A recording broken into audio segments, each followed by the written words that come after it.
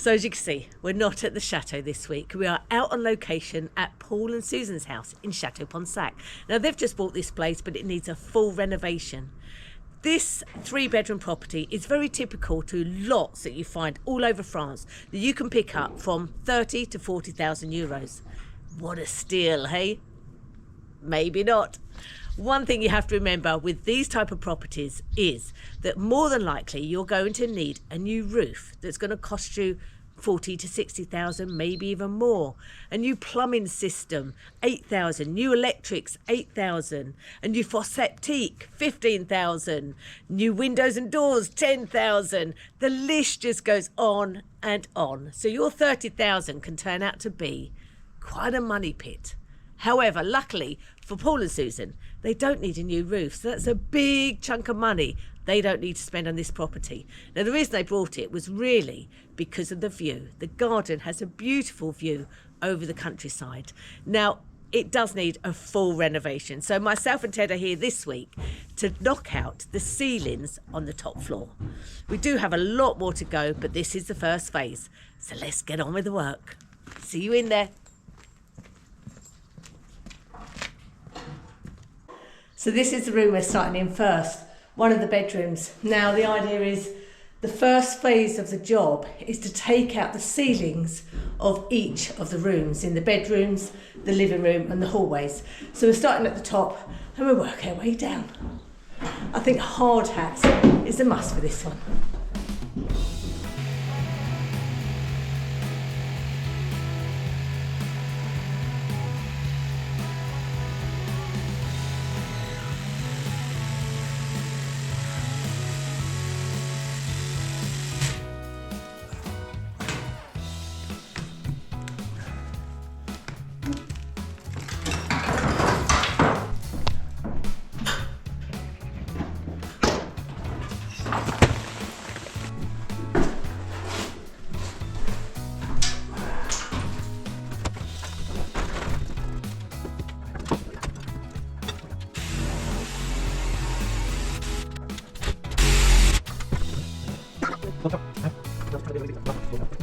So when you're starting these projects, it's really important to go slowly at first and check your diagnostic. Check your diagnostic. Check the diagnostic. What's a diagnostic? It's a, do you not know about diagnostic? A diagnostic? Diagnostic. It's what you get when you come to France and buy a house. You get a diagnostic. Oh, that's nice.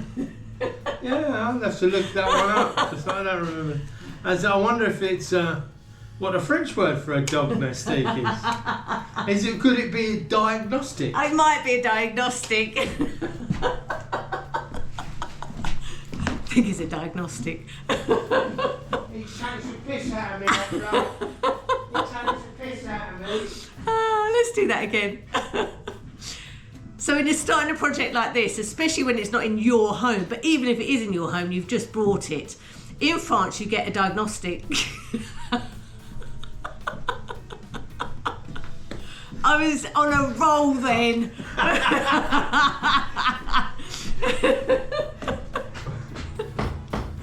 I'm never going to be able to do this, am I? Okay, so when you come to France, no, not everybody that comes to France gets diagnostic. Or maybe they do. You Maybe they should. should. If you come on holiday to France these days, you need a diagnostic. No, you don't actually. Right, let's try that again. Final cut, action. It's important to remember that when you buy a place in France, you get a diagnostic which tells you any materials that are in the property that shouldn't be. So asbestos, lead paint, things like that. And it tells you whereabouts they are. So when you start the work, one, start slowly, take it easy, make sure you know the areas that you're working on. And two, check the diagnostic first. Make sure that there's no dangerous materials in the areas that you're working.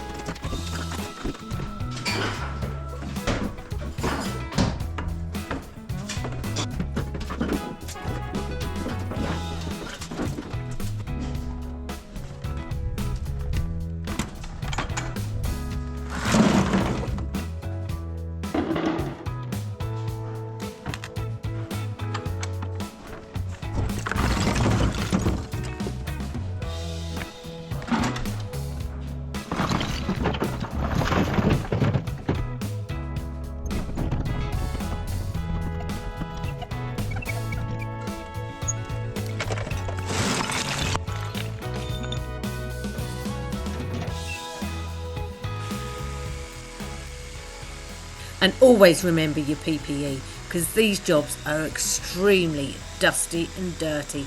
And this dust and dirt has been up in this attic for God knows how long, with rodents running around, peeing in it, crapping in it. You certainly don't want that going in your lungs. Another thing to remember is when you're working with rock wool, the insulation, the fibres from this rock wool can come up and really irritate your eyes. So make sure you've got glasses on, and you certainly don't want that going into your lungs.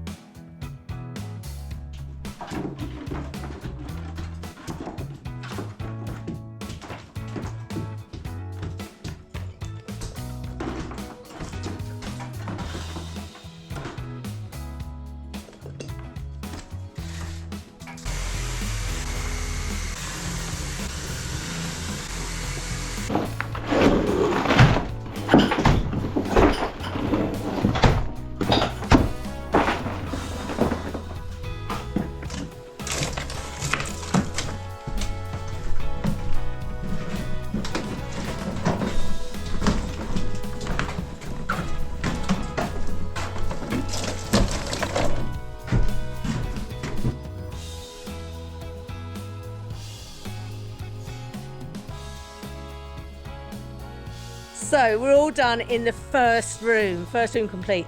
Lots more rooms to go though, but whilst Ted's tidying up and measuring up for shutters upstairs, Paul and Susan's given me the go ahead to give you a proper tour of the property. So let's go in and take a look, shall we? Now you can see from the outside, this side it's a 2-storey building, but from the back it's a 3-storey building. You'll see why when we go round. But as we go in, there's a nice hallway and I like the stairs. Nice oak stairs. Now, to our left, this is probably dark in here. I don't think there's any shutters open, but it's a fairly large room, obviously with a hole in the ceiling, which will need to be fixed. But I think Paul and Susan are looking to make this into the kitchen when they get round to this stage. So I think that's going to become the kitchen. I might be completely wrong here and misremembering, but I think it is. On the right here we have a large living space. Now I think Paul's going to put a partition wall in here. I think he wants a partition wall in here, but I'm not really sure what he's going to use this space for, but it's a huge space. Absolutely beautiful. Very nice with windows either side, dual aspect. Dual aspect. Is that what they call it? Are you an estate agent or something? Dual aspect. This room has a lovely dual aspect look to it. Yes, you can see the tree. And possibly, you know, you can see the wall. So it's a lovely dual aspect room with loads of light. And that isn't holes in the ceiling. Just a little bit of touch-up of paintwork, it'd be lovely. Just a lick of paint, it'd be lovely. Yours for €400,000. Oh, sorry, we're not in here. Okay, turning around, we go through here, and this obviously was used as a kitchen. As you can see, the old sink's still there, but nothing else. Nothing wrong with it. Nothing. Yeah, give it a clean up. Give it a clean up, that'd be fine. So I'm really not sure what this room is going to be used for, if they're going to make the other room into a kitchen, maybe a utility or maybe a study. I think it'd be nice utility, maybe a little downstairs loo, because they've got soil pipe which goes under the stairs, so there's a loo under the stairs. Oh, that would be a good idea to put loo under the stairs. Oh yes. The telltale footprint of the pan. The telltale footprint of the pan. That's a good idea, putting the toilet under there. Well, it's not bad. It's quite, you know, it'd be quite tight, but you know, there is a solution by putting it. You could put it in here because you've got your, you know, and then you box all that pipework in because you've got a lovely high ceiling. So there's lots of options. Lots of options. Anyway, up we go, up the stairs to the first floor. And obviously, you know, this is the room we've been working on. This is one of the bedrooms. I love the fact you've got the fireplace in here, but you've also got the old sink area, the old wash area. There. I love these little features. Absolutely brilliant. And then there's a door that goes through to another bedroom. Really nice size. Oh, it echoes a lot in here. Lovely sized bedroom, but as you can see, there's one problem. That you can only get into it via this bedroom at the moment. Let's go in the hallway. So, we have, again, another lovely sized bathroom there.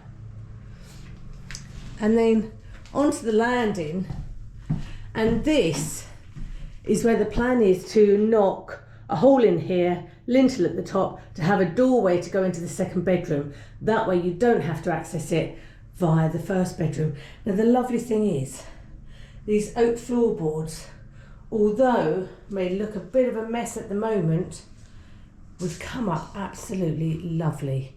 The bedrooms have got them as well, the bathroom. So that will save Paul and Susan a lot of money just by getting them cleaned up. Okay, we're going up to the attic now. And you have a nice large attic space. Now you could turn this into another bedroom because it has this proper staircase coming up. And yes, you've got the eaves, but you could build into the eaves lovely wardrobes, low-level wardrobes. Just use the high section for your bed and have it as a guest bedroom up here if you wanted to. If not, it's perfect for a lot of storage. Right, let's go round the back because you don't necessarily need your attic for storage. There is so much more.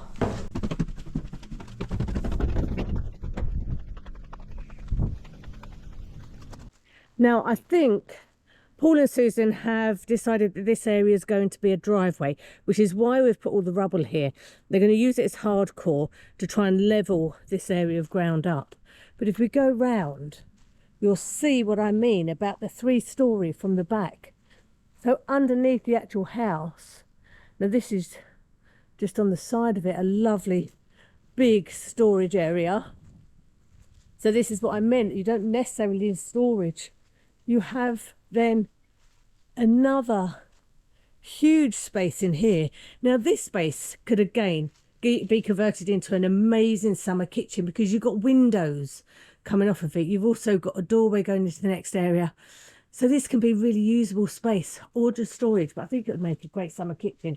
Because my only problem with this property is that you can't come out of the house directly into the garden.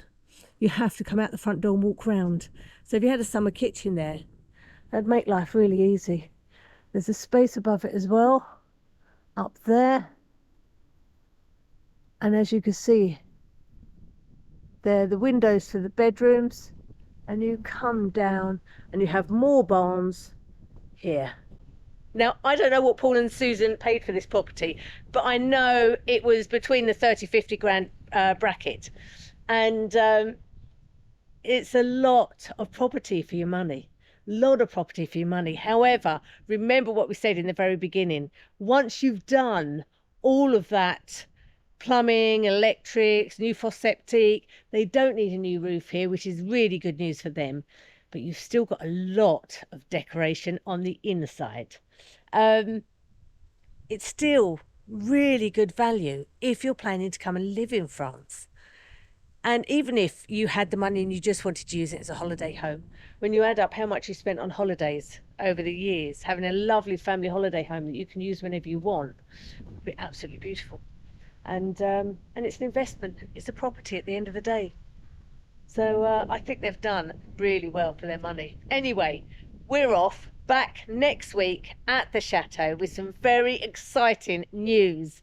Yes, you don't want to miss it. We'll see you next week. And just a huge thank you to everybody that's done the donation on the funding page for the materials for the annex. We are now calling it the annex. We are hoping that some people are going to come up with a really good name for it. So there's a little question for you. Put in the comments what you think we should call what used to be the piggeries. We're now calling the annex. What should we actually call it? But yeah, some good news for that. Thank you so much for the funding page. Those of you who donated, your names are coming up here. We have some, brilliant news next week for that, and some really exciting news about the funding. So we'll see you all next week. Take care, everyone. Don't forget, like, subscribe, thumbs up, hype, everything you possibly can. We'll see you all next week. Take care. Love you all.